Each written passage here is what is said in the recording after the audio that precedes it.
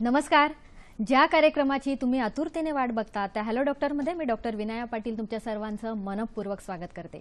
सह्याद्री वाहिनीच्या hello doctor या कार्यक्रमाचे विशेष म्हणजे या कार्यक्रमात आपणही सहभागी होऊ शकता, तेही फक्त एक फोन कॉल करून. प्रेक्षक हो, वनस्पती, जीवजंतू, सजीव ही सगळी साखळी म्हणजे आपल्या एक खजिनाच आहे. ही साखळी आतापर्यंत चालली टिकली कारण प्रजनन हा निसर्गाचा नियम आहे. हा नियम प्रत्येकालाच बहाल केलेला आहे. पण प्रेक्षको, मूलभूत गरजांच्या फार पलीकडे जाण्याच्या नादात आपणही विसरलो की आपणही या निसर्गाचा भाग आहोत. त्यामुळे बरेच आजार, नियमबाह्य आजार हे आपल्या समोर येऊन ठाकतात. आणि मुळात असं होतं की हे नियमबाह्य आजार म्हणजे काय, तर असंच एक उदाहरण म्हणजे वंध्यत्व. हे वंध्यत्व म्हणजे काय, सध्याच्या काळात हे वंध्यत्व हा जो आजार आहे तो का वाढतोय, त्यामागचे कारण काय, उपचार पद्धती काय, हे सगळ्यांवर आज आपण सविस्तर चर्चा करणार आहोत. आजच्या विषयात वंध्यत्व आणि उपचार पद्धती यावर आपल्याला मार्गदर्शन करतील डॉक्टर नरहरी मळगावकर. नमस्कार डॉक्टर. हॅलो डॉक्टर मध्ये तुमचे खूप खूप स्वागत. डॉक्टरांचा परिचय मी आपल्याला देऊ इच्छिते तो असा आहे की डॉक्टर नरहरी मळगावकर हे वंध्यत्व निवारण तज्ज्ञ म्हणून नाशिक येथे प्रोजेनेसिस फर्टिलिटी सेंटरचे संचालक आहेत. सरांचे ग्रॅज्युएशन नाशिक येथे झाले असून पोस्ट ग्रॅज्युएशन मुंबई येथून केले आहे. तसेच सरांनी दिल्लीहून डिप्लोमॅट ऑफ नॅशनल बोर्ड स्त्रीरोग व प्रसूतीशास्त्र हे पदव्युत्तर डिग्री घेतलेली आहे. या प्रदीर्घ अनुभवानंतर सरांनी सिंगापूरमधून IVF विषयात उच्च शिक्षण घेतले.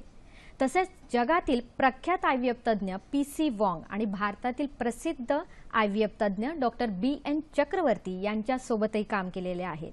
गेल्या 4 वर्षात डॉक्टरांच्या कौशल्यामुळे बऱ्याचशा दाम्पत्यांना मातृत्व व पितृत्वाचे सुखही मिळालेले आहे.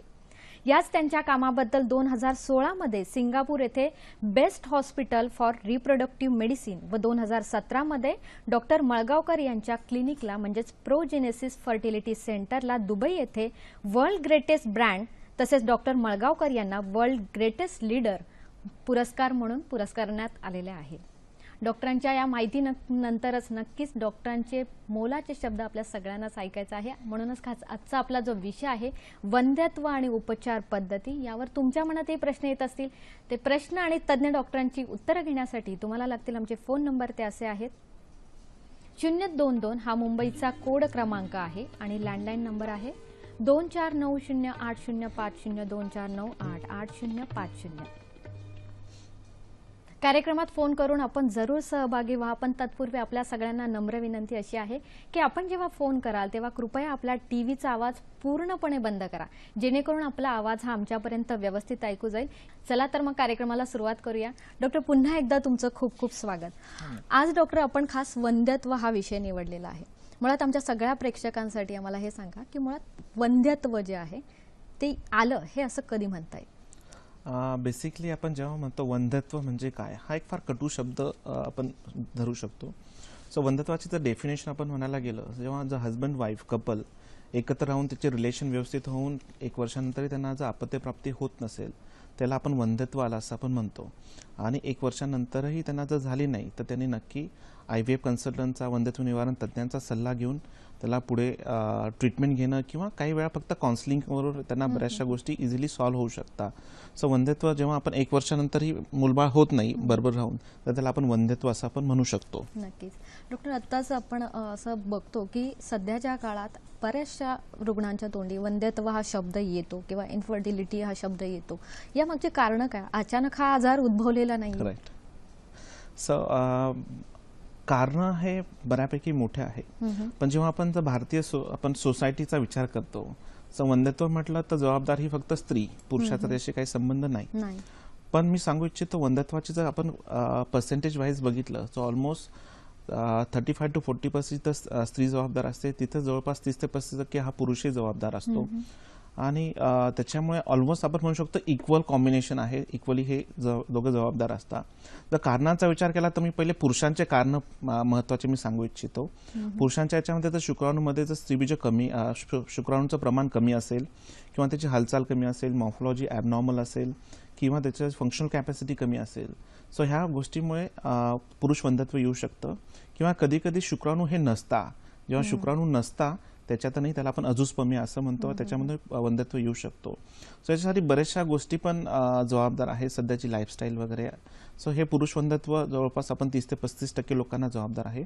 जर स्त्रीमध्ये जर आपण विचार केला तर वंध्यत्वाची कारणं काय असू शकतात. सो याच्यात आपण पहिले बघितलं तर अंडाशय. बेसिकली अंडाशयामध्ये आता पॉलिसिस्टिक ओरी हा प्रकार फार कॉमन आहे. त्यात तुमचे पिरियड्स इरेग्युलर असतात आणि त्याच्यामुळे स्त्रीबीज वाढत नाही, फुटत नाही आणि त्याच्यामुळे प्रेग्नन्सी राहत नाही. तर त्याला पॉलिसिस्टिक ओरी हा प्रकार असतो. कधी कधी वयाच्या आधी जे स्त्रीपुरुष आहे ते कमकुवत होऊन जातात, त्याला आपण पुअर ओव्हरियन रिझर्व्ह असं म्हणतो. सो याच्यामुळे पण ते स्त्रीबीजाची क्वालिटी चांगली नसते, त्याच्यामुळे प्रेग्नन्सी राहत नाही.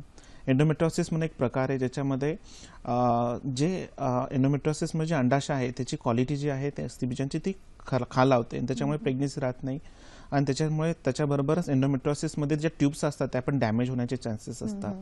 सो अंडाशयाच्या कारणामध्ये अजून आपण बघितलं तर कधी कधी जन्मतः अंडाशय नसतात, ज्याला ओव्हरियन डिजेनेसिस और अजेनेसिस आपण म्हणतो. सो आणि काही कारणास्तव जर अंडाशय काढले गेले असतील तर सो हे अंडाशयाचे कारण ज्याच्यामुळे वंध्यत्व येऊ शकतं. जर पुढे जर आपण गेलो तर गर्भनलिका. सो गर्भनलिका ही उघडी आहे का बंद आहे. सो कधी कधी बायलॅटरल ट्युबल ब्लॉक हा प्रकार असतो, ज्याच्यामध्ये जो गर्भ तयार होतो पण ती ब्लॉक असल्यामुळे गर्भ तयार होत नाही आणि प्रेग्नन्सी राहत नाही. कधी कधी त्या गर्भनलिकेमध्ये पाणी तयार होतं, कधी कधी त्याच्यात पस तयार होतो. सो त्याला हायड्रोसाल्फिंग्स किंवा पायोसाल्फिंग्स आपण असं म्हणतो. सो हे पण कारणं असतात ज्यामध्ये गर्भ तयार होऊ शकत नाही. तर त्याच्यानंतर जाऊन बघितलं आपण स्त्री म्हणजे तर गर्भाशय हा फार महत्वाचा पार्ट आहे. त्याच्यामध्ये गर्भ वाढतो. जो गर्भाशय छोटं असेल किंवा गर्भाशयाचे प्रॉब्लेम्स असतील, अस्तर वाढत नसेल किंवा अस्तर चिटकलेलं असेल किंवा जन्मतः गर्भाशय नसेल त्या स्त्रीला, पण कधी कधी असं असतं सगळं नॉर्मल असूनही प्रेग्नन्सी राहत नाही. सो ह्या गोष्टी ज्या आहेत त्या गर्भाशयाच्या कारणं आहे. सो याच्या व्यतिरिक्त ऑर्गन व्यतिरिक्त आपण बघितलं समजा तर कधी कधी इम्युनॉलॉजिकल फॅक्टर पण हे फार महत्त्वाचे फॅक्टर असतात, ज्याच्यामध्ये जी स्त्रीची बॉडी असते ती ग्राफ्ट रिजेक्ट करत राहते आणि त्याच्यामध्ये प्रेग्नन्सी कॅरी होत नाही. सो त्याच्यामध्ये नॅचरल किलर सेल्स जर वाढले असतील, ऑटोइम्युन डिसीजेस असतील आणि काही बघितलं तर आपण सिस्टमिक डिसीजेस पण एक फार महत्त्वाचा पार्ट त्याच्यामध्ये आहे. तो सिस्टमिक डिसीजमध्ये थायरॉइड हा एक महत्त्वाचा पार्ट आहे, ज्याच्यामुळे प्रेग्नन्सीसाठी अडथळा येऊ शकतो किंवा ओबेसिटी आजकालच्या याच्यामध्ये. सो असे जे बघितले तर आपण नंबर ऑफ कारणं आहे, त्या कारणामुळे जे आहे वंध्यत्व हे येऊ शकतं स्त्रियांमध्ये पण आणि पुरुषांमध्ये पण. नक्कीच. आणि सर सध्याची जीवन पद्धती ज्या पद्धतीने बदलते त्या पद्धतीने हे आजार यायला आणखीनच म्हणजे काय म्हणूया आपण की थोडी मदतच होते. आपली जी लाईफस्टाईल आहे, खाणं पिणं आहे, याच्यावर कुठेही लक्ष दिलं जात नाहीये. डॉक्टर, इथे आपण वंध्यत्वाविषयी बोलतो तेव्हा IVF याच्याविषयी नेहमीच विचार केला जातो. ते IVF म्हणजे काय? बेसिकली आता IVF जेव्हा आपण म्हणतो सो IVF म्हणजे काहीतरी वेगळी गोष्ट आहे, IVF म्हणजे काहीतरी वेगळा प्रकार आहे. सो असं ना की आता IVFचा आपण जर लॉंग फॉर्मला इन विट्रो फर्टिलायझेशन म्हणजे नॉर्मली जो गर्भनलिकेमध्ये तयार होतो तो गर्भनलिकेत तयार न करता तो आपण शरीराच्या बाहेर तयार करतो. सो याच्याबद्दल गैरसमज फार जास्त आहे. तर गैरसमज न करता इन विट्रो फर्टिलायझेशन IVF एक नॉर्मल आणि अत्याधुनिक आपण म्हणतो एक प्रणाली आहे ज्याने प्रेग्नन्सी चान्सेस हे फार चांगले होतात. सो आपण जी प्रकार नक्की IVF म्हणजे काय. सो याच्यामध्ये आपण जी लेडीज असते वाईफ तिला आपण इंजेक्शन देऊन मेडिसिन देऊन ते स्त्रीबीज वाढवतो आपण. आणि जेव्हा स्त्रीबीज वाढता तर तेव्हा मॅच्युअर झाले का ते स्त्रीबीज भूल देऊन आपण सगळे शरीराच्या बाहेर काढून घेतो.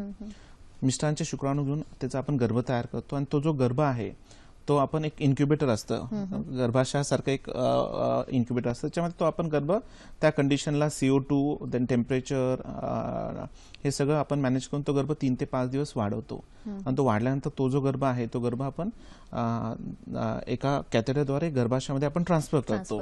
सो ही जी प्रोसेस असते याला आपण IVF म्हणजे इन विट्रो फर्टिलायझेशन, शरीराच्या बाहेर झालेलं फलितीकरण आपण असं म्हणू शकतो.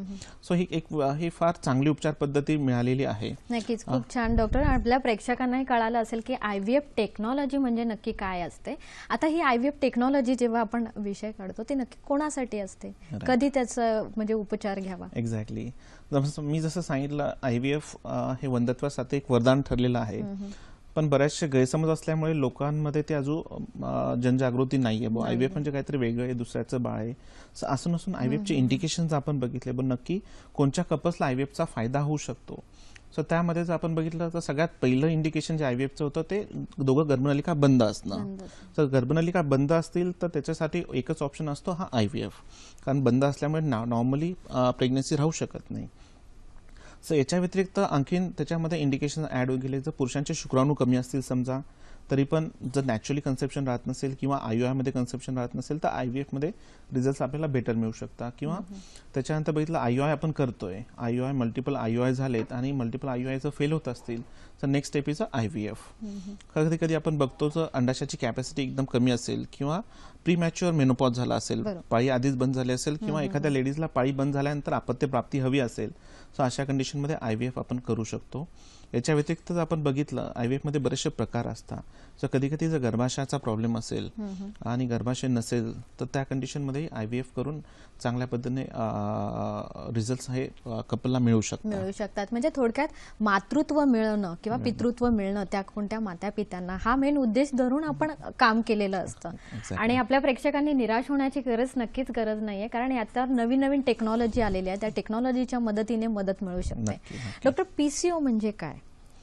हा फार मी आता कॉमन म्हणजे हे जे टेक्नॉलॉजी जे असते ना, हे जे वर्ड असतात, टर्मिनॉलॉजी असतात, हे बऱ्याच वेळेला आपल्याला रिपोर्ट्स मध्ये मिळतात पण त्याचा अर्थ कळालेला नसतो. पॉलिसिस्टिक ओव्हरी नॉर्मल याच्यात दोन असतात, polycystic ovarian disease, polycystic ovarian syndrome, PCOD आणि पीसीओएस. पण नॉर्मली जो वर्ड वापरतो आपण पीसीओ म्हणजे पॉलिसिस्टिक ओव्हरी. सो हा फार कॉमन प्रकार आहे. पॉलिसिस्टिक ओव्हरी हा ऑलमोस्ट बघितलं तर 36% लेडीजला हा प्रॉब्लेम असतो. It's a most common reproductive endocrinological reproductive disorder in reproductive age group.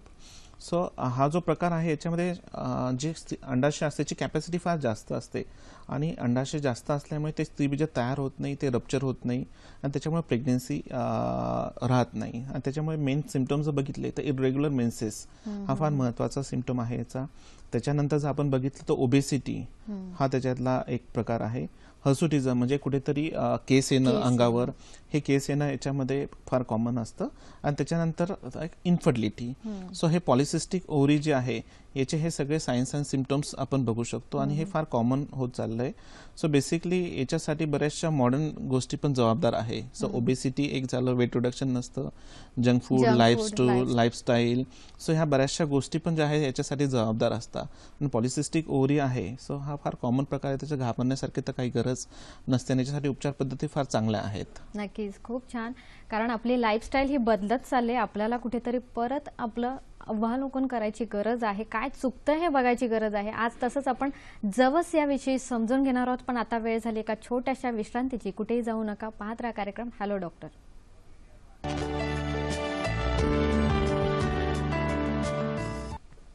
Break नंतर तुमचं पुन्हा एकदा स्वागत. ब्रेकला जाण्याआधी तुम्हाला मी असं सांगितलं होतं की आपली जीवन पद्धती खूप बदलते आणि आपल्याला बऱ्याच गोष्टी आपल्या ताटात, आपल्या नाश्त्यामध्ये ऍड करायची गरज आहे. तसंच एक छोटीशी उपाय मी तुम्हाला सांगते जवस याविषयी. हे जवस जे आहे त्यातला 1 ते 2 चमचा जर तुम्ही सकाळ संध्याकाळ खाल्लं तर त्याच्यामधून तुम्हाला गुड कोलेस्ट्रॉल, गुड फॅट मिळतं. त्यामुळे तुम्ही हृदयरोग, मधुमेह किंबहुना ज्या स्त्रियांची पाळी बंद झाली त्यांच्यासाठी हे सेवन करणं, जवसाचं सेवन करणं खूप फायदेशीर ठरेल. चला तर मग डॉक्टर, पुन्हा एकदा तुमचं स्वागत. आणि आम्हाला तुमच्याकडून खूप मार्गदर्शन हवं आहे. आयव्हीएफ विषयी आपण सर जाणून घेतलं, आता आयओआय म्हणजे काय? बेसिकली आयओआय हा फार बेसिक प्रकार आहे. जेव्हा आयओआय मध्ये रिझल्ट मिळत नाही तर आपण आयव्हीएफ करतो. सो आयओआय म्हणजे नक्की जर काय असतं, सो एखाद्या कपलला आपण सांगितलं डेफिनेशन तर प्रेग्नन्सी राहत नसेल तर आयओआय प्रकारात काय करतो आपण, ती लेडीज असते त्यांना मेडिसिन इंजेक्शन देतो, त्यांचे स्त्रीबीज वाढवतो. ते वाढले का ते जेव्हा रप्चर होतात तेव्हा मिस्टरांचे शुक्राणू घेतो, ते प्रोसेस करून त्याच्यातले जे चांगल्या क्वालिटीचे शुक्राणू असतात ते आपण सेपरेट करतो आणि ते एका कॅथेटरद्वारे आपण ते गर्भाशयामध्ये इंजेक्ट करतो. It's a very simple procedure. म्हणजे जिथे संबंध होता त्याच्याऐवजी आपण फक्त चांगल्या क्वालिटीचे शुक्राणू आपण गर्भाशयामध्ये इंजेक्ट करतो. तर त्याला इंट्रा युट्राइन इन्सेमिनेशन आयओआय असं म्हणतात. सो आयओआय हा जो प्रकार आहे हा टेस्ट ट्यूब बेबीचा प्रकार नाहीये बेसिकली. सो हा एक सिंपल आणि बेसिक प्रकार आहे. सो आयओआय मध्ये जर रिझल्ट आपण विचार केला जवळपास 18 ते 20% हा साधारणतः आयओआयचा रिझल्ट राहू शकतो. नक्कीच. आपल्याला एक फोन आलेला आहे, सुरेशजी बोलतायत आपल्याशी पुणे इथून. नमस्कार सुरेशजी. हॅलो. हॅलो. हॅलो. नमस्कार, हॅलो. बोला. हा बोला सर. हा सर. हॅलो बोला सर. काही नाही, आमच्या मॅडम मंडळीच्या ना दोन्ही टूप चॉकअप आहेत. हं. ओके तर त्याच्यावरती काय उपचार होऊ शकतो का? ओके. तुमचं वय, मॅडमांचं वय किती सर? 40 आहे आता रनिंग मध्ये. 40 आहे. आणि लग्नाला किती वर्ष झालेत तुमच्या? 1995 साली लग्न झाले सर आमचं. ओके, 95 साली लग्न झालंय, म्हणजे ऑलमोस्ट आता 30 वर्ष झालेत. ओके, ठीक आहे पवार सर. हा, हा. चालेल, धन्यवाद. आता मॅडम यांचा जो क्वेश्चन आहे तर त्यांनी जो विचारला आहे, लग्नाला त्यांचे ऑलमोस्ट 30 वर्ष, 95 पासून बरोबर. जवळपास 25-30 वर्ष, 20-22 वर्ष झालेत. आणि त्यांचं म्हणणं पडलं बघ, दोघं नळ्या चोकअप आहे आणि नळ्या बंद असल्यामुळे आता प्रेग्नेन्सी राहत नाही. जसं मी आधी सांगितलं, जर नळ्या चोकअप असतील तर एक तर आपण पहिली गोष्ट यांच्यासाठी पहिली ट्रीटमेंट करू शकतो, आपण लॅप्रोस्कोपी करू शकतो. दुर्बीण टाकून त्या ज्या नळ्या आहेत त्या ओपन करायचा प्रयत्न करू शकतो. तर त्या नळ्या ओपन झाल्या तर त्यांना प्रेग्नेन्सी राहू शकते. पण जो सेकंड पार्ट आपण जेव्हा बघतो तर त्यांचं वय 40 वर्ष आहे. तर कोणतीही उपचार पद्धती करण्याच्या आधी आपण त्यांची बेसिक इन्व्हेस्टिगेशन करणं फार गरजेचं आहे. सो याच्यामध्ये मिसेस आहे त्यांचे सोनोग्राफी करून त्यांच्या अंडाशयाची कॅपॅसिटी किती आहे ते बघणं गरजेचं आहे. कारण वयानुसार अंडाशयाची कॅपॅसिटी ही 35 नंतर कमी कमी होत जाते. सो जर कॅपॅसिटी चांगली असेल तर त्या कंडिशनमध्ये मी ॲडवाइस करेल लॅप्रोस्कोपी करायचं, नळ्या ओपन करायचा प्रयत्न करायचा. आणि जर नळ्या ओपन झाल्या तर त्याच्यानंतर त्यांना IUI मध्ये प्रेग्नेन्सी राहू शकते किंवा रिलेशन्स ठेवून पण प्रेग्नेन्सी राहते, प्रोव्हाइडेड त्यांचा रिपोर्ट पण नॉर्मल आहे, मिस्टरांचा शुक्राणूचा रिपोर्ट नॉर्मल आहे. पण जर समजा वयाच्या 40व्या वर्षी जर अंडाशयाची कॅपॅसिटी फार कमी झालेली असेल आणि अंडाशयाची कॅपॅसिटी कमी असल्यामुळे तो सेकंड फॅक्टर तयार झाला. ऑलरेडी एक फॅक्टर होता नळीबंद, आता पुअर ओव्हॅरियन रिझर्व्ह, अंडाशयाची कॅपॅसिटी पण कमी झाली आहे. सो त्या कंडिशनमध्ये मी त्यांना ॲडवाइस करेल, जर कॅपॅसिटी कमी झाली असेल तर अजून वेळ वाया न घालता तर त्यांना पुढे एक स्टेप पुढे जाऊन IVF चा सल्ला हा फार महत्त्वाचा राहील. कारण वयानुसार त्याचं आणखी रिझर्व्ह कमी होत जाईल, फॅक्टर वाढत जातील. आणि रिझर्व्ह एकदमच कमी असेल अंडाशयाची कॅपॅसिटी, कारण 40 नंतर बऱ्यापैकी कमी होऊन जाते, 42ला वगैरे आता पाळी बंद होऊन जाते. सो एकदम कमी असेल तर असे जे आहे यांना एक नवीन उपचार पद्धती असते, ज्याला आपण oocyte डोनेशन म्हणतो, स्त्रीबीज दान. IVFचाच एक हा प्रकार आहे, त्याच्यामध्ये आपण बाहेरून स्त्रीबीज घेतो, मिस्टरांचे शुक्राणू घेऊन गर्भ तयार करून तो त्यांच्या गर्भाशयात ट्रान्सफर करतो. तर मी माझं म्हणणं राहील मिस्टर पवारांना, तर नक्की आता एवढे वर्ष झाले, 22-1 वर्ष, तर इतक्या चांगल्या उपचार पद्धती अवेलेबल आहे तर नक्की तुम्हालाही अपत्य प्राप्ती होऊ शकतं. फक्त एक चांगल्या डायरेक्शनची आणि प्रॉपर ट्रीटमेंटची तुम्हाला गरज आहे. नक्की सर, म्हणजे इथे वयाचं जरी बंधन असलं तरी टेक्नॉलॉजीच्या मदतीने हे मातृत्व मिळू शकतं असं तुम्हाला सांगायचं आहे. सर, आता एवढ्या वयापर्यंत उपचार बऱ्याच वेळेला रुग्ण निराश जरी झाले तरी ते परत परत त्यातून जागे होऊन नवीन नवीन उपचार घेत असतात. आता इथं IUI झालं, IVF झालं, कधी कधी या टेक्नॉलॉजी सुद्धा मदत करत नाही अशी वेळ होते. तर अशा वेळी आपल्याला मॉडर्न टेक्नॉलॉजी, काय तुम्ही आता सांगितली स्त्रीबीजदान, हीच आहे का अजूनही दुसऱ्या पद्धती आहेत? नाही, मॉडर्न टेक्नॉलॉजीमध्ये बऱ्याचशा गोष्टी असतात. सो याच्यामध्ये जर आपण विचार केला मॉडर्न टेक्नॉलॉजीमध्ये काय काय, तर बेसिक आपण स्टार्ट केलं IUI पासून. सो एक IUI प्रकार झाला, त्याच्यानंतर IVF हा एक व्हास्ट वर्ड आहे. IVF मध्ये नंबर ऑफ मोडॅलिटीज येतात. सो IVF मध्ये जर आपण बघितलं तर ICSI म्हणून एक प्रकार असतो, इंटरसायटोप्लाझ्मिक स्पर्म इंजेक्शन. जिथं पुरुष वंधत्व असतं तिथं हा प्रकार फार चांगला काम करतो. त्याच्यापेक्षा ऍडव्हान्स बघितलं तर IMSI एक प्रकार असतो, इंटरसायटोप्लाझ्मिक मॉर्फोलॉजिकली सिलेक्टेड स्पर्म इंजेक्शन. किंवा PICSI प्रकार असतो, याच्यामध्ये फिजिओलॉजिकल इंटरसायटोप्लाझ्मिक स्पर्म इंजेक्शन आपण हे करतो. सो याच्या व्यतिरिक्त जाऊन बघितलं आपण तर डोनर प्रोग्राममध्ये oocyte डोनेशन हा प्रोग्राम आला, एम्ब्रिओ डोनेशन प्रोग्राम येतो. किंवा त्याच्यामध्ये जर शुक्राणू नसतील तर आपण टीसा करतो, स्पर्म ॲस्पिरेशन टेक्निक्स असतात, टीसा पिसा, म्हणजे अंडकोशातून शुक्राणू काढून त्याच्यापासून आपण गर्भ तयार करतो. आणि जर लॅबमध्ये बघितलं तर ॲडव्हान्सेस एवढे जास्त झाले सध्या एम्ब्रॉलॉजी लॅबमध्ये, ज्याच्यामध्ये आपण लेझर मशीन्सच्याद्वारे जो बाहेरचा आवरण आहे ते हॅच करू शकतो, त्याला लेझर असिस्टेड हॅचिंग आपण असं म्हणतो. किंवा ब्लास्टोसिस कल्चर, पहिले दुसऱ्या किंवा तिसऱ्या दिवशी ट्रान्सफर व्हायचे, पण आता आपण 5व्या किंवा 6व्या दिवशी तो गर्भ ट्रान्सफर करतो. म्हणजे जो चांगल्या क्वालिटीचा गर्भ आहे तो घेऊन आपण त्याला ट्रान्सफर करतो, तर आपल्याला त्याच्यामध्ये रिझल्ट हे फार बेटर मिळतात.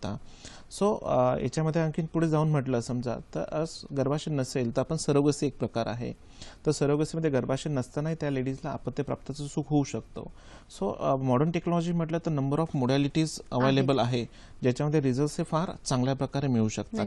त्या एक पायऱ्या आहेत आणि त्या पायऱ्या चढायची, हळूहळू चढायची गरज आहे, ती आपल्याला मदत डॉक्टरांकडून मिळू शकते.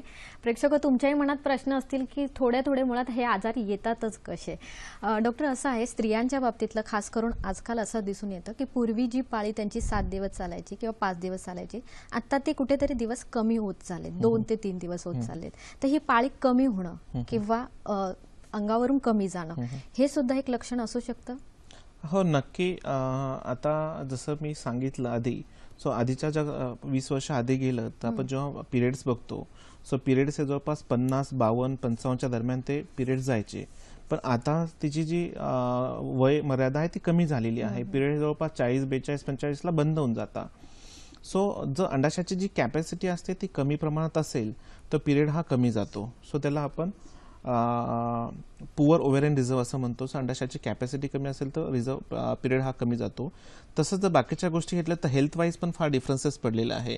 आधीच्या लेडीजची हेल्थ आणि आत्ताच्या लेडीजची हेल्थ याच्यामध्ये पण भरपूर प्रमाणात फरक आहे. सो त्याच्यामध्ये डाएट झालं, त्याच्यामध्ये बॉडीतलं हिमोग्लोबिन झालं, पूर्ण बॉडीचं स्ट्रक्चर झालं, कामाचा स्ट्रेस झाला, लाईफस्टाईल झाली, तर ह्या बऱ्याचशा गोष्टी असतात. याचा हा इम्पॅक्ट हा कुठेतरी बॉडीवर दिसतोय आणि त्याच्यामुळे हे प्रकार घडतायत. नक्कीच. सगळ्या गोष्टी समजावून घेता घेता आपलं शरीरशास्त्र आणि शरीराचे नियम आपण कुठेतरी राहून गेले सर, समजावून गेले सर. आपल्याला एक फोन आलेला आहे. इस्माईल बोलतायत सोलापूर इथून. नमस्कार इस्माईलजी. हा नमस्ते मॅडम. बोला. हा मी पितापुरून इस्माईल चिकळी बोलतोय. बोला सर. हा सर, आम्ही 21 तारखेला आयव्हीएफ केला होता. ओके. आता परत पाळी आलेली आहे. आज प्रॉब्लेम काय निर्माण झाला? Okay okay. इस्माईल, तुमचे लग्नाला किती वर्ष झालेत? आता 12वा रनिंग आहे सर. 12 रनिंग आहे. तुमचं आणि मिसेसचं वय किती आहे? मिसेसचं 32 आहे, माझं 35 आहे. तुमचं 35, मिसेसचं 32 आहे. आणि IVF का केलं होतं, त्याचं काही कारण सांगितलं? कसं आहे ते आपल्याजवळ फोन सर कट झालेला आहे, पण आपल्याला प्रश्न कळालेला आहे, आपण उत्तर देऊया. सो आता यांचं जे लग्नाला 12 वर्ष झाले आहे आणि त्यांच्या मिसेसचं वय म्हणजे ते 32 वर्ष वय आहे आणि एक IVF केलंय, त्याच्यामध्ये रिझल्ट मिळालेला नाहीये. सो सगळ्यात महत्वाचं IVF का केलं हे महत्वाचं आहे. फॅक्टर हा पुरुषामध्ये आहे का फॅक्टर हा स्त्रीमध्ये आहे हे फार बघणं गरजेचं आहे. आणि मी जसं सांगितलं IVF केलं म्हणजे 100% त्याच्यात रिझल्ट असेल असं नाहीये. सो IVFचं इंडिकेशन फार महत्वाचं असतं आणि इंडिकेशननुसार त्याची ट्रीटमेंट महत्वाची असते. त्यांनी सांगितलं एक IVF केलंय पण फेल झालंय. सो कन्व्हेन्शनल IVF हा प्रकार आता फार जुना झाला आहे. सो मॉडर्न टेक्नॉलॉजी जर म्हटलं तर आपण जसं प्रोजेनेसिसमध्ये जर आपण विचार केला तर आपण IVF हा प्रकार करत नाही. आपण 100% इक्सी किंवा पिक्सी आपण हा प्रकार करतो. त्याच्यामध्ये कसं असतं, जास्तीत जास्त चांगल्या क्वालिटीचे गर्भ तयार होतात आणि चांगल्या क्वालिटीचे गर्भ तयार झाल्यानंतर जे ट्रान्सफर असतं हे आपलं ट्रान्सफर कमीत कमी आपण 3ऱ्या दिवशी करतो. त्याच्या आधी आपण ट्रान्सफर करत नाही, कारण जर त्याच्या आधी ट्रान्सफर केलं तर एम्ब्रियोनिक ब्लॉक येण्याचे चान्सेस जास्त असतात आणि एम्ब्रियोनिक ब्लॉक आला तर तो गर्भ त्याच्यानंतर वाढत नाही, गर्भाशयामध्ये टाकू नये. तर आपण ब्लास्टोसिस पर्यंत जेव्हा नेलं तर त्याचे वाढण्याचे चान्सेस जास्त असतात, इम्प्लांटेशनचे चान्सेस जास्त असतात. जसं फेल झालं असेल तर निराश न होता मी त्यांना सांगेल आणखीन ॲडव्हान्स टेक्नॉलॉजीला जाऊन, जसं लेझर असिस्टेड हॅचिंग झालं, ब्लास्टोसिस ट्रान्सफर झालं, फ्रीज ऑल प्रोटोकॉल झालं, म्हणजे स्टिम्युलेटेड सायकलमध्ये स्त्रीबीज सगळे जे गर्भ आहे ते गोठून ठेवायचे आणि नॅचरल सायकलमध्ये ते गर्भ ट्रान्सफर करायचे. सो ह्या ज्या गोष्टी आहेत तर याच्यामध्ये, आणि जर पुरुषांचे शुक्राणू कमकुवत असतील त्यासाठी मी सांगेल इक्सी, इम्सी किंवा पिक्सी ह्या प्रकारे घेऊन जर त्यांनी ट्रीटमेंट घेतली तर नक्की इस्माईल तुम्हाला रिझल्ट मिळू शकतोय. डोंट वरी. नक्कीच. म्हणजे याच्यामुळे फायदा होऊन चांगलं आपण म्हणतो एम्ब्रिओ तयार करू शकतो. ते स्त्रीकडून किंवा पुरुषाकडून जरी प्रॉब्लेम असतील तरी आपल्याला ते सॉल्व्ह करता येईल. डॉक्टर, आपण पाळीविषयी बोलतोय. आता इथे अशाही काही स्त्रिया असतात की ज्यांना पाळी येतच नाही, तरी त्यांना आई म्हणायचंच असतं, मातृत्व हवं असतं. अशा वेळी आपल्याला काय उपचार देता येतात? ओके. बेसिकली जे असं आपण म्हणतो पाळी आलेली नाहीये पहिल्यापासून, ज्याला आपण प्रायमरी अमिनोरिया असं म्हणतो, म्हणजे जन्मता ती पाळी आलेली नाहीये. तर जेव्हा पाळी येत नाही तर याचे सगळ्यात महत्वाचं बघणं गरजेचं आहे पाळी का येत नाहीये. सो त्याच्यामध्ये 2 महत्वाचे प्रकार असतात पाळी न येण्यासाठी. एक तर अंडाशय नसेल स्त्रीला, अंडाशय नसतीलच तेव्हा पाळी येऊ शकत नाही, किंवा गर्भाशय नसेल तर तेव्हा पण पाळी येऊ शकत नाही. आणि तिसरा प्रकार म्हटला तो जे हायमेन एक पडदा असतो योनी मार्गाला खाली, तो जर पडदा ब्लॉक असेल तर तरी पाळी येऊ शकत नाही. सो आपल्याला इन्व्हेस्टिगेशन करणं फार गरजेचं आहे पाळी का येत नाहीये. सो आपण पहिला प्रकार घेतला जर अंडाशय नसतील आणि त्याच्यामुळे जर पाळी येत नसेल, सो त्या कंडिशनमध्ये जसं मी सांगितलं स्त्रीबीजदान हा एकच पर्याय त्यांच्यासाठी होतो आणि हा पर्याय फार चांगला होईल, त्याच्यामध्ये रिझल्ट पण त्यांना फार चांगले मिळू शकतात. सो त्याच्या आधी पण जेव्हा पाळी येत नाही तर गर्भाशय जे असतं ते छोटं राहून जातं, ज्याला आपण हायपोप्लास्टिक युटरस म्हणतो. तर याच्यासाठी आपल्याला प्रायमिंग करणं फार गरजेचं असतं. आपण हाय डोस एस्ट्रोजन प्रोजेस्ट्रॉन देऊन आपण त्यांना ती पाळी इंड्यूस करू शकतो. आणि ती जेव्हा पाळी येते महिन्याला एक 3 ते 6 महिने आपण त्यांना पाळी आणतो तेव्हा ते गर्भाशय थोडं मोठं होतं. आणि त्याच्यानंतर जर स्त्रीबीजदानाचा प्रकार केला तर याच्यामध्ये यांना रिझल्ट फार चांगले मिळू शकतात. तर सेकंड कॉज बघितला आपण पाळी न येण्याचं, सो गर्भाशय समजा नसेल तर काय, सो मेन म्हणजे गर्भाशय असेल तरच प्रेग्नन्सी गर्भाशयात राहू शकते. पण टेक्नॉलॉजीनं आता याच्या पुढे जाऊन पण त्याला ट्रीटमेंट शोधून काढलेली आहे. जर तुमचं गर्भाशय नसेल तर आपण कोणत्या तरी एका लेडीजच्या गर्भाशयात तुमचा गर्भ वाढू शकतो, त्याला आपण सरोगसी असं म्हणतो, बदली माता. सो ह्या कंडिशनमध्ये जर गर्भाशय नसेल तर यांची स्त्रीबीज घेऊन मिस्टरांचे शुक्राणू घेऊन गर्भ तयार करायचा आणि तो गर्भ एका दुसऱ्या लेडीच्या गर्भाशयात ट्रान्सफर करायचा. त्याला सरोगेट मदर किंवा सरोगसी आपण म्हणतो. सरोगसी म्हणजे काय हे आम्हाला जाणून घ्यायचंय. पण आता एक फोन आलेला आहे. जगताप बोलतायत आपल्याशी हिंगोली इथून. नमस्कार. नमस्कार मॅडम. नमस्कार, बोला सर. तर ते क्रायटोर म्हणून आहे, त्यासाठी सरकडे सोनोग्राफी केलेली आहे. तर त्याच्यामध्ये लेफ्ट ओव्हॅरियम क्लिस्ट म्हणून सांगितलेलं आहे. Cyst, okay. आणि थिन वॉल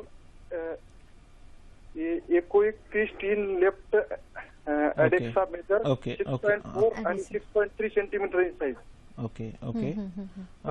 जगताप सर, तुमच्या लग्नाला किती वर्ष झालेत? लग्नाला जास्त दिवस झालेले नाहीत सर. ओके.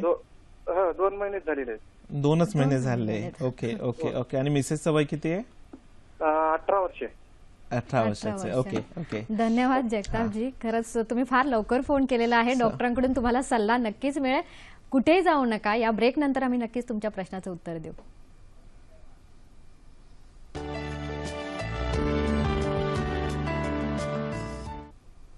प्रेक्षको, जवस विषयी आपण मगाशीच माहिती घेतली. त्या जवसचा असा एक अजून एक फायदा आहे की बऱ्याच वेळेला कम्प्युटरवर काम करत राहतात. सध्याची पिढी टीव्ही असू दे नाहीतर मोबाईल असू दे, यामुळे डोळ्यांमध्ये ड्रायनेस येतो.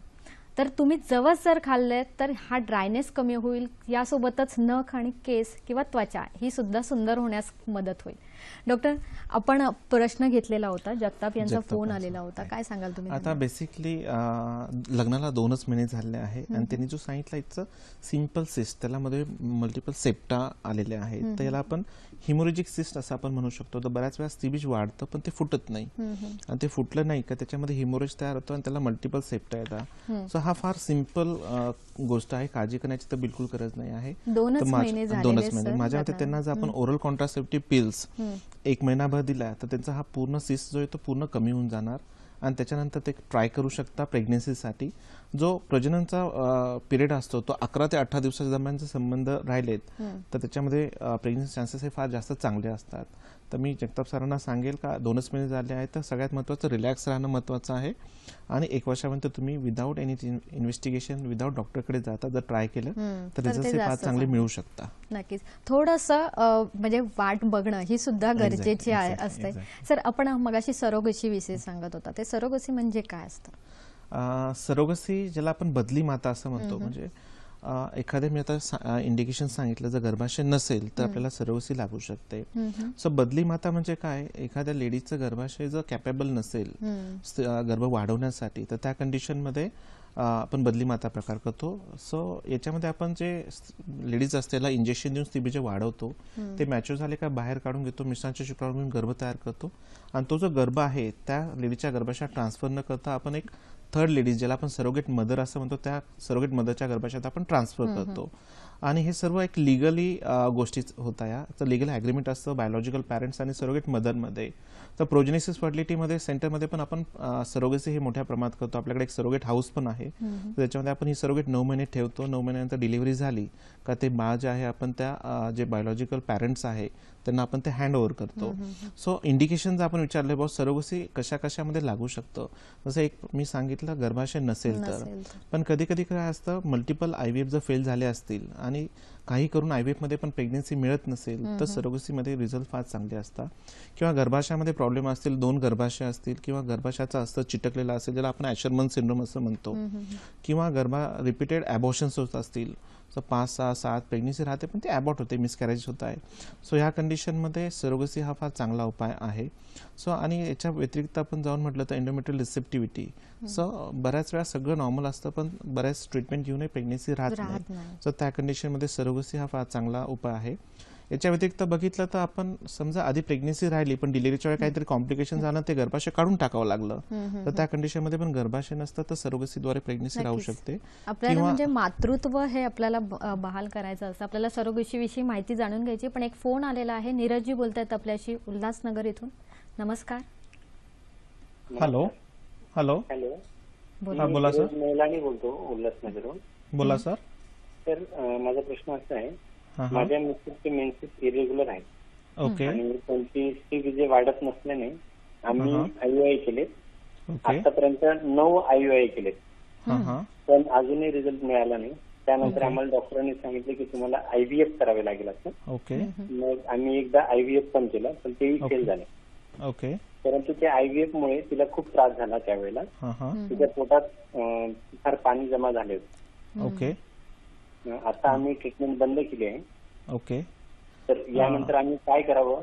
ओके. ओके. नक्कीच. नीरजजी तुमचं वय किती आहे? तुमच्या मिसेसचं वय किती आहे? मिसेसचं वय 29 वर्ष आहे. आणि लग्नाला किती वर्ष झालेत? 6 वर्ष झाले. 6 वर्ष झालेत. Okay fine fine. नक्कीच. धन्यवाद. खूप छान सर प्रश्न विचारलेला आहे कारण IUI त्यांचं 9 वेळेला झालेलं आहे आणि IVF एकदा झालंय. सो आता बेसिकली जर धीरजजींचा जर क्वेश्चन आपण बघितला सो मल्टिपल IUI फेल झाले म्हणून त्यांचं IVF केलं गेलं आणि IVF मध्ये त्यांनी जे सांगितलं कॉम्प्लिकेशन झालं ज्याला आपण OHSS असं म्हणतो, ओव्हेरियन हायपरस्टिम्युलेशन सिंड्रोम. सो हा जो प्रकार आहे पॉलिसिस्टिक ओव्हरी याच्यामध्ये हा प्रकार आपल्याला बघायला मिळू शकतो. सो बऱ्याच वेळा IVF ला स्टिम्युलेशन दिलं गेलं का अंडाशय जास्त तयार होता कारण त्याची कॅपॅसिटी जास्त असते आणि जास्त तयार झाल्यामुळे ते पोटामध्ये पाणी तयार होतं आणि अशा पेशंटला कॉम्प्लिकेशन फार जास्त होता. सो त्या OHSS मुळे काय झाले ते घाबरलेले सध्या तर त्याच्यामुळे त्यांनी ट्रीटमेंट बंद करून टाकली आहे. पण धीरजजी तुम्हाला सांगू इच्छितो OHSS फ्री क्लिनिक 100%. आता प्रोजेनेसिस जे फर्टिलिटी सेंटर आहे it is OHSS free clinic. तर आमच्याकडे OHSS होत नाही तर बेसिकली आता तुम्हाला जी ट्रीटमेंट करणं आहे ते IVFच करणं आहे पण घाबरून काही फायदा नाही आहे. सो याच्यामध्ये वेगवेगळे प्रकार असतात. सो याच्यामध्ये बेसिकली OHSS जर पॉलिसिस्टिक ओव्हरी असेल तर जे स्टिम्युलेशन प्रोटोकॉल्स असतात याच्यामध्ये अँटॅगोनिस्ट प्रोटोकॉल हा फार महत्त्वाचा असतो आणि जेव्हा आपण ट्रिगर देतो मॅच्युरेशनसाठी तो SCGचा ट्रिगर न देता तो अगोनिस्ट ट्रिगर दिला गेला पाहिजे. म्हणजे अगोनिस्ट ट्रिगर देतो तेव्हा OHSS चान्सेस एकदम कमी होता. त्याच्यानंतरची स्ट्रॅटेजी म्हटलं तर फ्रीज ऑल प्रोटोकॉल वापरायला पाहिजे. म्हणजे जर जास्त स्त्रीबीज असतील जास्त हे असतील तर सगळे गर्भ जे आहे ते गोठून ठेवायचे त्या सायकलमध्ये ट्रान्सफर करायचे आणि सायकल कॅन्सल करून द्यायची. सो त्यामध्ये पण OHSSचे चान्सेस कमी होता कारण जर प्रेग्नेन्सी राहील तर ते स्टिम्युलेशन परत होतं आणि लेट OHSSचे चान्सेस राहू शकतात. तो गोठून ठेवायचे आणि पुढच्या सायकलला थॉ करून ते गर्भ ते आपण विदाउट स्टिम्युलेशन आपण ट्रान्सफर करू शकतो. म्हणजे ज्याच्यामध्ये अंडाशय एकदम नॉर्मल राहतील त्याला स्टिम्युलेशन नसेल आणि OHSSचे चान्सेस हे बिलकुल नसणार आहे. सो बेसिकली जर आपण एवढे प्रोटोकॉल्स जर फॉलो केले याच्यासाठी IVFसाठी तर 100% मी सांगू शकतो की OHSS हा प्रकार आता फार जुना झाला आहे. सध्याच्या याच्यात एवढे चांगल्या मॉडर्न मेडिकेशन जे आहे आणि प्रोटोकॉल्स आहे याच्यामुळे OHSS होत नाही. तर मी धीरजींना सांगेल तर घाबरून न जाता तर नक्की ह्या पद्धतीने जर ट्रीटमेंट घेतली तर तुम्हाला विदाउट प्रॉब्लेम तुम्हाला चांगला रिझल्ट मिळू शकतो. मॉडर्न टेक्नॉलॉजीची आणि योग्य डॉक्टरांची सुद्धा गरज असते. आपल्याला एक फोन आलेला आहे. मितुल बोलतायत वसई इथून. नमस्कार मितुल. नमस्कार डॉक्टर. नमस्कार सर. मी मितुल बोलतोय वसईवरनं सर. ओके. सर माझं जसं तुम्ही कार्यक्रमाच्या सुरुवातीला ते सांगितलं की पुरुषांमध्ये शुक्राणूंची कमी असते. ओके. हा तर माझा तोच प्रॉब्लेम आहे सर. माझ्या शुक्राणूंची कमी आहे. ओके. तर त्याच्यावर मग काय उपाय केले पाहिजे सर कसं? Okay okay okay मितुलजी. धन्यवाद मितुलजी. काय सांगाल? जसं आपण बघितलं मेल इन्फर्टिलिटी ह्या इक्वली फिमेल इन्फर्टिलिटी बरोबर रिस्पॉन्सिबल आहे. सो आता जर मितुलजींचं बघितलं त्यांनी सांगितलं शुक्राणूंचं प्रमाण फार कमी आहे. सो बेसिकली मी सांगेल लाईफस्टाईल मॉडिफिकेशन करणं फार गरजेचं आहे. तर लाईफस्टाईल मॉडिफिकेशनमध्ये जर ॲडिक्शन काय असेल तर त्यांनी सोडणं गरजेचं आहे. जसं टोबॅको झालं, स्मोकिंग झालं, अल्कोहोल झालं हे प्रकार कमी करणे गरजेचं आहे. त्याच्यानंतर ओबेसिटी असेल तर ती कमी करणं गरजेचं आहे. रेग्युलर एक्सरसाइज आणि मेडिकेशन्स बऱ्याच वेळा कमी प्रमाण असेल तर चांगल्या पद्धतीने मेडिकेशन दिले गेलं आपल्याला तर त्या कंडिशनमध्ये 3 महिन्याचं मेडिकेशन असतं कारण शुक्राणू बनण्याची जी प्रोसेस असते ती 3 महिन्याची असते. ते मेडिकेशन दिल्यानंतर शुक्राणूचं प्रमाण हे चांगल्या पद्धतीने वाढू शकतो. प्रमाणाबरोबर शुक्राणूची हालचाल आणि मी जे सांगितलं मॉर्फॉलॉजी हे पण 2 प्रकार फार महत्त्वाचे आहे. सो काही डिटेलमध्ये इव्हॅल्युएशन पण करणं गरजेचं आहे. त्याला आपण स्पर्म फंक्शन टेस्ट म्हणतो किंवा स्पर्म सर्वायवल टेस्ट म्हणतो किंवा sperm DNA fragmentation index. So हे प्रकार बघूनही याच्यानुसार आपण मेडिकेशन दिले तर यांचे शुक्राणू वाढू शकतात. आणि बाय चान्स जर शुक्राणू नाही वाढले किंवा सेम काउंट असेल सो ह्या कंडिशनमध्ये त्यांना ॲडव्हान्स मोडॅलिटी जे आपण ऑलरेडी डिस्कस केल्या, सो ज्याच्यामध्ये IVFच्या ॲडव्हान्स मोडॅलिटी म्हटलं अधिप्रकट टेस्ट ट्यूबमध्ये ICSI जो प्रकार झाला, IMSI आणि PICSI, या प्रकारामध्ये रिझल्ट हे फार चांगले, अत्यंत चांगले रिझल्ट मिळू शकतात जर वाढले नाहीत तरी. पण फर्स्ट स्टेप आपण मेडिकेशन घेऊन वाढवणं गरजेचं आहे. आणि त्याच्यात जर नाही वाढले तर मॉडर्न टेक्नॉलॉजी ही जी आहे, मी ऑलरेडी आपण बोललो, त्याच्यामध्ये यांना रिझल्ट फार चांगला मिळू शकतो. फक्त त्यांनी ते ऍक्सेप्ट करून त्याला सामोरं जाणं गरजेचं आहे. नक्कीच. यासोबतच सर जीवन पद्धती सुद्धा थोडी बदलली पाहिजे आणि तेही डॉक्टर सुचवतातच. सर तुमचं खास प्रावीण्य जे आहे ते IVF, मल्टिपल IVF फेल्युअर आणि सरोगसी याच्यामध्ये आहे. तर यामध्ये जेव्हा हे फेल्युअर झाल्यानंतर सुद्धा काय उपचार आपल्याला देता येऊ शकतात? एक्झॅक्टली. सो आता आपण प्रोजेनेसिस फर्टिलिटी सेंटरमध्ये बरेचसे पेशंट्स आपले असतात. सो त्यांचे मल्टिपल IVF फेल्युअर्स होऊन ते आपल्याकडे आलेले असतात आणि बऱ्याच वेळा आपल्याकडे सरोगसी मोठ्या प्रमाणात होते. तर बेसिकली आपण पहिले बोलायचं म्हटलं तर multiple IVF failure. So multiple IVF फेल्युअरचे पेशंट्स हे फार ट्रिकी असतात. सो पहिली गोष्ट ते फार निराश झालेले असतात. तर पहिले आल्यानंतर त्यांची काउन्सिलिंग करणं फार महत्त्वाचं आहे. त्यांना एक सपोर्ट देणं फार गरजेचं आहे आणि त्यांना सगळं समजून सांगणं गरजेचं आहे बघ नक्की प्रॉब्लेम काय आहे. सो याच्यामध्ये सगळ्यात महत्त्वाचा रोल येतो इव्हॅल्युएशन, इन डेप्थ इव्हॅल्युएशन. आपल्याला त्यांचं डिटेलमध्ये इव्हॅल्युएशन करणं गरजेचं आहे. ओव्हरऑल कधी कधी असतात सर्व फॅक्टर्स नॉर्मल असतात तरी प्रेग्नेन्सी राहत नाही, पण ते फॅक्टर हे वरच्यावर बघितले गेले असतात, त्याला डेप्थमध्ये बघितले गेलेलं नसतं. सो जसं आपण जर विचार केला तर पहिले मी सांगितलं पुरुषांमध्ये तर बऱ्याच वेळेस फक्त सिमेन अनालिसिस झालं असतं, पण मी जे सांगितलं स्पर्म फंक्शन टेस्ट किंवा DNA फ्रॅगमेंटेशन हे महत्त्वाचं आहे, ते बघणं गरजेचं आहे. आणि अकॉर्डिंगली आपण मोडॅलिटी डिस्कस करू शकतो. IVF न करता ICSI, PICSI किंवा IMSI करू शकतो. जर लेडीजमध्ये बघितलं आपण, जर अंडाशय आहे, अंडाशयाची कॅपॅसिटी किती आहे ते सोनोग्राफी आपण बघू शकतो. AFC ज्याला म्हणतो अँटी फॉलिक्युलर काउंट किंवा AMH जो प्रकार असतो आपण त्याच्यामध्ये अँटीम्युलर हार्मोन, याच्यामध्ये आपण बघू शकतो जे स्त्रीबीज तयार होत आहे त्याची क्वालिटी कशी आहे, जे गर्भ तयार होत आहे त्याची क्वालिटी कशी तयार होते, हे आपल्याला बघणं गरजेचं आहे.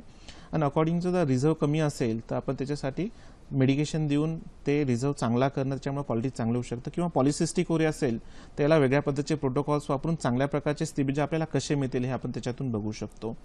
सो याच्यानंतर जर आपण बघितलं समजा, सो याच्यामध्ये जो मेन प्रॉब्लेम्स असतात हा जो असतो हा जो गर्भाशय फार महत्वाचा आहे.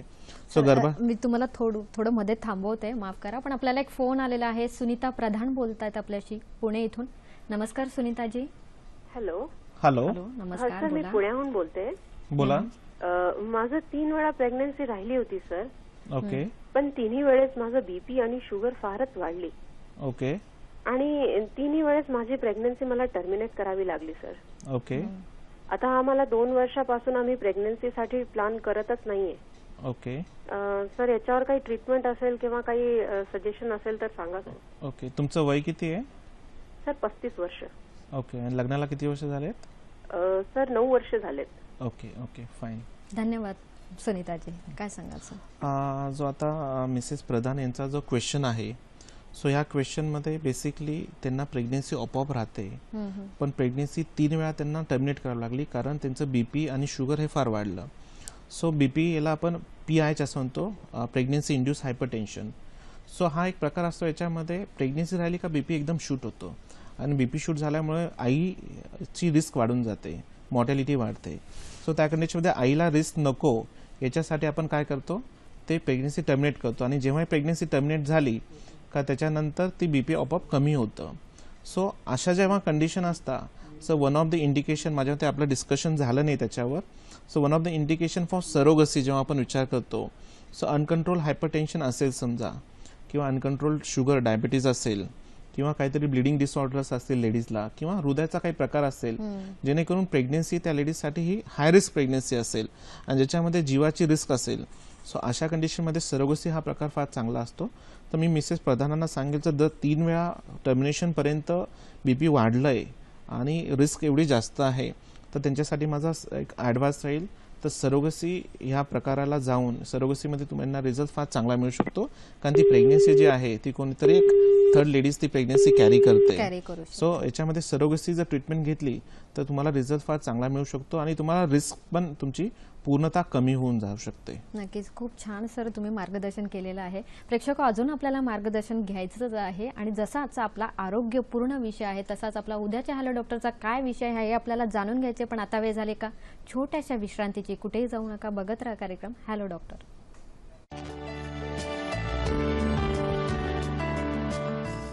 ब्रेक नंतर तुमचं पुन्हा एकदा स्वागत. डॉक्टरांचा जसा आजचा महत्त्वपूर्ण आणि आरोग्यपूर्ण विषय आहे तसाच उद्याचा आपला हॅलो डॉक्टरचा विषय काय आहे तोही आपण पटकन बघूया. रविवार दिनांक 16 जुलै रात्र 8 वाजताच्या कार्यक्रमाचा विषय आहे आमवात आणि संयुक्त उपचार. सहभागी होणार आहेत डॉक्टर अनिल पाटील. फोनद्वारे तुम्ही प्रश्न विचारू शकतात. याशिवाय हॅलो डॉक्टर ddkmumbai@gmail.com इथे तुम्ही तुमचे प्रश्न पाठवून या प्रश्नांची उत्तरं घेऊ शकतात. डॉक्टर, आपलं बोलणं झालेलं होतं मगाशीच. IVF हा विषय जो आपला थोडक्यात राहिलेला होता अर्धा. मल्टिपल फेल्युअर झाल्यानंतर आपण काय सुचवाल? सो आता जसं आपण 2-3 गोष्टी बघितल्या होत्या, पण आता त्याच्यानंतर एम्ब्रियोलॉजी पार्ट हा फार महत्त्वाचा असतो. जेव्हा मल्टिपल फेल्युअर असतो सो तेव्हा एम्ब्रियोलॉजी पार्टमध्ये आपण म्हणजे ऑलरेडी साईडला लेझर असिस्टेड मशीन फार महत्त्वाची असते. फ्रीजॉल प्रोटोकॉल फार महत्त्वाचे असतात. क्युम्युलेटिव्ह IVF म्हणजे 2-3 सायकल स्टिम्युलेट करायच्या, गोठून ठेवायच्या, त्याच्यानंतर ते ट्रान्सफर करायचं किंवा सिक्वेन्शियल ट्रान्सफर आपण ज्याला म्हणतो. सो डे 3 ला आणि डे 5 ला एकाच सायकलमध्ये 2 वेळा ट्रान्सफर करायचं. सो याच्या व्यतिरिक्त जर आपण जाऊन बघितलं तर एंडोमेट्रियल रिसेप्टिव्हिटी फार महत्त्वाची आहे. तर गर्भाशयाचा रक्तपुरवठा बघणं फार महत्त्वाचं आहे. त्याला आपण एंडोमेट्रियल ब्लड फ्लो स्टडी असं म्हणतो, किंवा गर्भाशयाची रिसेप्टिव्हिटी बघणं गरजेचं आहे. त्याला आपण एंडोमेट्रियल रिसेप्टिव्हिटी ॲरे असं म्हणतो. सो त्याच्यामध्ये आपल्याला गर्भाशयाचा अस्तर कसा वाढतोय, रक्तपुरवठा कसा आहे, त्याची रिसेप्टिव्हिटी आहे का नाही हे बघता येतं. आणि जर त्याच्यामध्ये जर आपल्याला प्रॉब्लेम वाटत असेल तर त्यासाठी पण फार मॉडर्न टेक्नॉलॉजी आता अवेलेबल आहे. जसं PRP झालं, प्लेटलेट रिच प्लाझ्मा, किंवा पेरिफेरल ब्लड मोनोन्यूक्लिओसाइड्स आपण त्याच्यामध्ये इंजेक्ट करू शकतो. G-CSF कॉलनी स्टिम्युलेटिंग फॅक्टर्स आपण त्याच्यामध्ये इंजेक्ट करून त्याची रिसेप्टिव्हिटी आपण वाढवू शकतो. आणि कधी कधी लीड्स थेरपी आपण ज्याला म्हणतो, जो ग्राफ्ट असतो तो रिजेक्शन होतं, तर मिस्टरांचे ब्लडमधून लिम्फोसाइट्स आपण एक्स्ट्रॅक्ट करून ते आपण त्या लेडीजला आपण इंजेक्ट करून तिची इम्युनिटी जी आहे ते आपण अँटीबॉडीज तयार करून ती इम्युनिटी कुठेतरी हे करू शकतो. किंवा ते नॅचरल किलर सेल्स जास्त असतात ज्यामध्ये आपण ते कमी करण्यासाठी IV इम्युनोग्लोबिन्स वगैरे देऊन आपण बऱ्याचशा मॉडर्न ज्या टेक्निक्स आहे, मेडिकेशन्स आहे, याच्याद्वारे मल्टिपल IVF फेल्युअर जरी असेल तरी त्याचे रिझल्ट्स हे फार चांगल्या पद्धतीने आपण देऊ शकतो. नक्कीच. आपल्याला एक फोन आलेला आहे. प्रज्ञाजी बोलतात आपल्याशी अकोले इथून. हॅलो, नमस्कार, बोला. हा सर, मी प्रज्ञा चांडक बोलते अकोल्याहून. बोला मॅडम. सर, आमच्या लग्नाला 12 वर्ष झाली आहेत. ओके. यात आम्ही 5 IUI केलेत. ओके. नंतर लॅप्रोस्कोपी पण केली सर. ओके. डॉक्टरांच्या मते माझ्या 2 गर्भनलिका डॅमेज आहेत. यामुळे आम्ही IVF देखील केलं सर 3 वेळेस. ओके. पण आता डॉक्टर म्हणतायत की तुमच्या अंडाशयाची कॅपॅसिटी खूप कमी आहे. ओके. म्हणून रिझल्ट येत नाही. तर आमच्यासाठी काहीतरी उपचार असतील ना? ओके. प्रज्ञा, तुमचं वय किती आहे? 36 वर्ष सर. ओके. आणि लग्नाला किती वर्ष झालेत? 12 वर्ष. ओके. ओके, ठीक आहे, फाईन. आपल्याकडे सर वेळही आहे आणि त्यांना आपल्याला छान उत्तरे देता येईल. ओके. ओके. सो आता यांचा क्वेश्चन आपण ऐकला तर IUI झाले, त्याच्यानंतर IVF झाले आणि IVF म्हणजे ते 3 IVF त्यांचे फेल झाले. आणि त्याचं कारण मे बी डॉक्टरांनी त्यांना सांगितलं असेल तर अंडाशयाची जी कॅपॅसिटी ती कमी आहे. सो याच्यासाठी जे आपण आधी असं आपण बोललो अंडाशयाची कॅपॅसिटी वाढवणं फार गरजेचं आहे. कॅपॅसिटी वाढत नाही पण त्याची क्वालिटी नक्की इम्प्रूव्ह होऊ शकते. सो ही क्वालिटी इम्प्रूव्ह करण्यासाठी काही मेडिकेशन्स असतात, अँड्रोजेल्स असतो, डायअँड्रोएपिस्टोन सल्फेट्स असतात. तर ते मेडिकेशन 1-3 महिने देऊन आपण थोडीशी क्वालिटी इम्प्रूव्ह करू शकतो. सो जेव्हा पुअर ओव्हरियन रिझर्व्ह असतो सो तेव्हा आपण मल्टिपल स्टिम्युलेशन सायकल्स देतो. म्हणजे स्त्रीबीज आपण इंजेक्शन देऊन स्त्रीबीज वाढवतो, ते काढून गर्भ तयार करतो आणि तो गोठून ठेवतो. परत सेकंड सायकलला स्त्रीबीज वाढवतो, गर्भ तयार करून गोठून ठेवतो आणि नंतर ते सर्व गर्भ आपण एकत्र करून जे चांगल्या क्वालिटीचे गर्भ ते आपण ट्रान्सफर करतो. त्याच्यानंतर मी जे सांगितलं सिक्वेन्शियल ट्रान्सफर आपण करू शकतो, blastocyst transfer day 5 day 6 transfer करू शकतो. लेझर असिस्टेड हॅचिंग हा फार महत्त्वाचा प्रकार असतो अशा लेडीजमध्ये, कारण याचं जेव्हा वयानुसार जे अंडाशयाचं जे स्त्रीबीजाचं बाहेरचं गर्भाशयाचं जे आवरण असतं ज्याला झोना आपण म्हणतो ते हॅच होत नाही, त्याच्यामुळे इम्प्लांटेशन होत नाही, त्याच्यामुळे IVF फेल्युअरचे चान्सेस जास्त असतात. तर आपण ह्या पद्धतीच्या मॉडर्न टेक्नॉलॉजी आणि त्याच्याबरोबरच मी जसं सांगितलं एंडोमेट्रियलची रिसेप्टिव्हिटी आपलं जे बोलणं झालं ते सर्व प्रकार आपण यांच्यामध्ये जर अप्लाय केले तर ह्या मॉडर्न टेक्नॉलॉजीने नक्की IVF जरी फेल झाले असतील तरी तुम्हाला हा रिझल्ट चांगला मिळू शकतो. स्त्रीबीजांची कॅपॅसिटी जरी कमी असेल तरी त्यातल्या त्यात आपण चांगले स्त्रीबीज घेऊन चांगले गर्भ तयार करून त्यांना नक्की आपण प्रेग्नन्सी देऊ शकतो. नक्की. त्यामुळे प्रज्ञाजी नाराज होऊ नका, तुम्हाला नक्कीच मार्गदर्शन आणि योग्य उपचार सुद्धा मिळतील. डॉक्टर, तुमच्याकडेच जे क्लिनिक आहे त्याला खास अवॉर्डही मिळालेला आहे, आंतरराष्ट्रीय दर्जाचं उत्तम क्लिनिक आहे. तर त्या क्लिनिक विषयी मला थोडक्यात माहिती हवी. काय फरक आहे बाकी क्लिनिक आणि आपल्या क्लिनिकमध्ये? बेसिकली प्रोजेनेसिस फर्टिलिटी सेंटर हे एक वर्ल्ड क्लास सेंटर आपण नाशिकमध्ये एस्टॅब्लिश्ड आहे. सो मे बी फॉरेनहून आल्यानंतर मला कुठं वाटलं एक आंतरराष्ट्रीय दर्जाचं क्लिनिक हे आपण इंडियामध्ये पण आपण असलं पाहिजे. सो ह्या दृष्टीने आपण ते सेंटर सुरू केलं आणि याच्यामध्ये आपण फक्त इन्फर्टिलिटी रिलेटेडच गोष्टी आपण बघतो. म्हणजे बाकीची आपली प्रॅक्टिस नाही, ज्यांना मुलं बाळ होत नाही असेच पेशंट असतात. सो याचं मागचं विजन हे फार महत्त्वाचं असतं. कोणची गोष्ट सुरू करायची तर एक चांगलं विजन असेल तर ती गोष्ट चांगल्या पद्धतीने आपण रन करू शकतो. तर vision is we want to be benchmark in the field of reproductive health care. म्हणजे कुठेतरी आपल्याला एक बेंचमार्क बनायचं आहे, कुठेतरी एक आपल्याला स्टँडर्ड मेंटेन करायचं आहे आणि त्या स्टँडर्डने आपल्याला रिझल्ट द्यायचे आहे. सो याच्यासाठी फक्त एक सिंगल पर्सन मी नाही आहे, तर आमची पूर्ण होल टीम याच्यासाठी काम करते. याच्यासाठी मी जे सांगितलं सो महत्त्वाची आहे तुमची एम्ब्रोलॉजी लॅब आणि ज्या नवीन ॲडव्हान्स टेक्नॉलॉजी किती आहेत तुमच्याकडे आणि मेन म्हणजे जो एम्ब्रोलॉजिस्ट जो काम करतो आहे आणि क्लिनिशियन. सो ॲट प्रेझेंट जर बघितलं तर मी ह्या दोघी गोष्टी करतो. मी एम्ब्रोलॉजीचं काम पण करतो आणि मी क्लिनिशियन पण आहे. सो त्याच्यामुळे आपण कुठेतरी कोरिलेट करू शकतो बा कुठे काय प्रॉब्लेम आहे, कुठे काय आहे आणि त्या कोरिलेशनने आपले रिझल्ट्स फार चांगले देऊ शकता. याच्या व्यतिरिक्त जर बघितलं आपण काउन्सिलिंग हे फार महत्त्वाचं एक सेशन असतं आपल्या इथे आल्यानंतर. सो पेशंटच्या सगळ्या गोष्टी ऐकून नक्की त्याला अंडरस्टँड करून आणि ट्रान्सपरन्सी एक अजून एक गोष्ट आहे. तर ट्रान्सपरंटली त्याला सांगणं फार गरजेचं आहे, बाबा हे सर्व प्रॉब्लेम्स आहे आणि ह्या प्रॉब्लेमसाठी हे सोल्युशन्स आहे आणि ह्या सोल्युशनसाठी एवढा तुम्हाला रिझल्ट आहे. सो जेव्हा पेशंटचं पिक्चर क्लिअर होतं, येस अशा पद्धतीच्या ट्रीटमेंट घेतली तर आपल्याला एवढ्या पद्धतीने रिझल्ट मिळू शकतो. सो याला कॅफेटेरिया चॉईस ऑफ मॅनेजमेंट आपण असं म्हणतो. सो तेव्हा आपण त्याला सांगितलं तर तो नक्की पॉझिटिव्ह ॲटिट्यूडने त्याच्यामध्ये एंटर करतो आणि त्याच्यामध्ये आपण जर सांगितलं त्याला आपल्या क्लिनिकल नॉलेजची जोड मिळाली आणि चांगल्या टेक्नॉलॉजीचं जोड मिळाली तर रिझल्ट हे फार चांगले मिळतात. नक्कीच. यासोबतच तुम्हाला आरोग्य सल्लाही ऐकायचा असेल तो वंध्यत्व दूर करणार आहे. बघूया याचा आरोग्य सल्ला काय आहे तो. स्त्रियांचे लग्नाचे वय फार महत्त्वाचे असते, त्यामुळे वयानुसार त्यांची प्रजनन शक्ती सुद्धा कमी होत जाते. लग्नानंतर लवकरात लवकर प्रेग्नन्सीसाठी प्रयत्न करावा. रोजच्या जीवनशैलीत काही महत्त्वाचे परिवर्तन करणे आवश्यक आहे, जसे की धूम्रपान करू नये, ताणतणावांपासून दूर राहावे, नियमित व्यायाम करणे, सकस आहार घेणे, आपले काम व जीवनशैली समतोल ठेवावा. आजचा भागातला कार्यक्रमातला कुठला भाग जर तुमचा बघायचा राहून गेलास तुम्ही पुन्हा बघू शकतात. पुनःप्रसारण या कार्यक्रमाचा आहे गुरुवार दिनांक 27 जुलैला सकाळी 9 वाजता. आमचा कार्यक्रम कसा वाटला हेही आम्हाला जरूर कळवा. त्यासाठी आजचा पत्ता निर्माती हॅलो डॉक्टर, दूरदर्शन केंद्र, Worli, Mumbai 400030. Hello doctor DDK Mumbai @gmail.com इथे तुम्ही आम्हाला मेल करू शकतात. facebook.com/ddsahyadri.in इथे तुम्ही आम्हाला फॉलो करू शकतात. याशिवाय youtube.com/user/ddsahyadri इथे तुम्ही आमचे सर्व कार्यक्रम बघू शकतात. डॉक्टरांकडून आपल्याला माहिती जाणून घ्यायची. सर, आता मला तुमच्याकडून अशी महत्त्वाची केस जी तुमच्याकडून सॉल्व्ह झाली तो आम्हाला अनुभव आमच्यासोबत शेअर करा.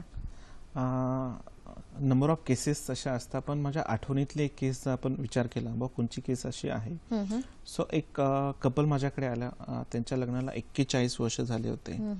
सो जेव्हा आले तर त्यांना वय पण त्यांच्या बऱ्यापैकी होतं. सर त्याने सर आम्ही सगळ्या ट्रीटमेंट घेतल्या, सगळीकडे फिरलो, बॅग भरून आमच्याकडे फाईल्स आहे पण आम्ही एकही फाईल आणलेली नाही आता. सो आम्हाला रिझल्ट मिळेल का? सो त्यांचं म्हणणं रिझल्ट मिळेल का? सो आम्ही सगळी त्यांची हिस्ट्री घेतली, इन्व्हेस्टिगेशन केलं, इव्हॅल्युएशन केलं आणि त्या कपलचे बरेचसे IVF वगैरे पण फेल झाले होते आणि त्यांना प्रॉपर पद्धतीने ट्रीटमेंट दिली आणि ट्रीटमेंट नंतर त्यांना एक अपत्य प्राप्तीही झालं लग्नाच्या 41 वर्षानंतर. सो जेव्हा आपण असे कपल्स बघतो, सो असे नंबर ऑफ कपल्स आहे ज्यांना एकदम उतार वयात प्रेग्नेंट झाली आहे किंवा ज्यांना एकदम मेजर प्रॉब्लेम होता, सो तो प्रॉब्लेम सॉल्व्ह करून त्यांना प्रेग्नेन्सी झाली आहे. असंच एक कपल जर विचार केला तर मी ओबेसिटी सांगितलं. माझ्याकडे एक रायपूरचं कपल होतं. सो त्यांचं वय त्यांचं वजन जेव्हा होतं बऱ्यापैकी ओबेस होत्या, तर आम्ही स्त्रीबीज काढले, गर्भ तयार केले आणि ते गोठून ठेवले आम्ही. त्याच्यानंतर मी त्यांना सांगितलं तुम्हाला वजन कमी करणं फार महत्त्वाचं आहे, वजन कमी केल्यानंतरच मी ट्रान्सफर करणार.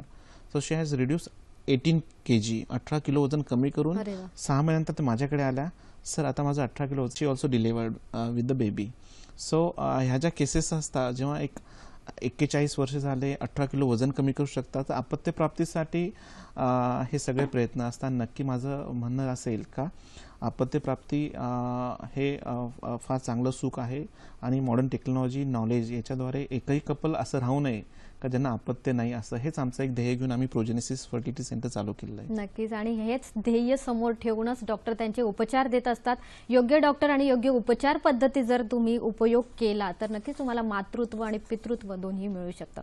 प्रेक्षको, आई आणि मुलाचं नातं हे सगळ्यात महत्त्वाचं आणि अनमोल असं नातं आहे आणि तेच नातं बहुतेक डॉक्टर देण्याचा प्रयत्न करत असतात. त्यांच्या सेंटरद्वारे हे नेहमी प्रयत्न केले जातात. थोडक्यात आपल्याला असंही म्हणता येईल की सकारात्मक दृष्टिकोन ठेवा आणि नाराज होऊ नका. डॉक्टरांच्या उपचारामुळे आणि त्यांच्या फर्टिलिटी सेंटरमुळे नक्कीच तुम्हाला एक आशेचा किरण दिसून येईल. डॉक्टर, तुम्ही इथे आलात आणि आम्हाला महत्त्वपूर्ण विषयावर अशी छान माहिती समजावून सांगितली, त्याबद्दल दूरदर्शनतर्फे आणि आमच्या हॅलो डॉक्टरच्या टीमतर्फे मी आपले आभार मानते. धन्यवाद.